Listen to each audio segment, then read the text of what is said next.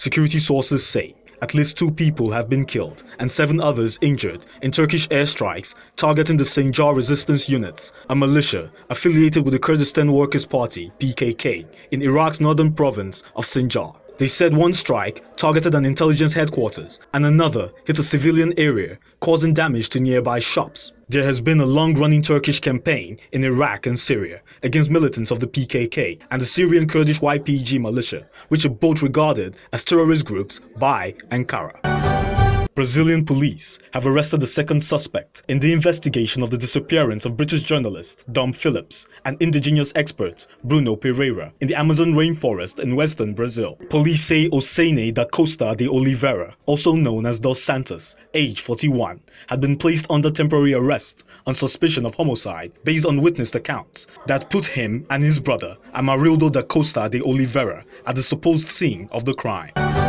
Major floods have occurred in the southern and eastern parts of China following days of heavy rain, prompting emergency response by central and local government authorities. The Ministry of Natural Resources has issued a Level 3 alert for floods, the third highest level in the provincial south and east regions, and have also dispatched work groups to the affected areas to guide flood prevention and control measures. In the Shaoguan city of South China's Guangdong province, firefighters had evacuated more than 6,200 rural residents from chest-high flood waters from Monday to Wednesday as rainstorms inundated bridges and low-lying villages.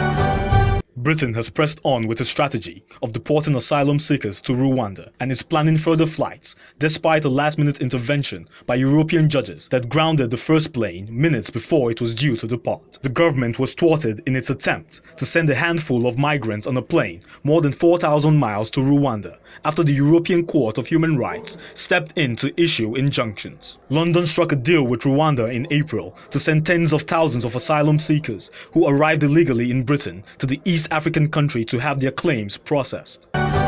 And finally, on global tidbits, trade between Russia and Iran has risen over the past months as both countries contend with tough Western sanctions. Moscow said boosting business ties with Tehran in the wake of the Ukraine crisis will benefit both countries' economies, while Iran has been considering a switch from settling international transactions in US dollar to using other currencies for foreign trade in order to circumvent sanctions that have restricted the access to dollars. Since Ibrahim Raisi took office as the Iranian president last summer, he has emphasized a new chapter in Iran's relations with Russia. He has also described his winter visit to Russia as a turning point in bilateral relations. And that's it on Global Tidbits.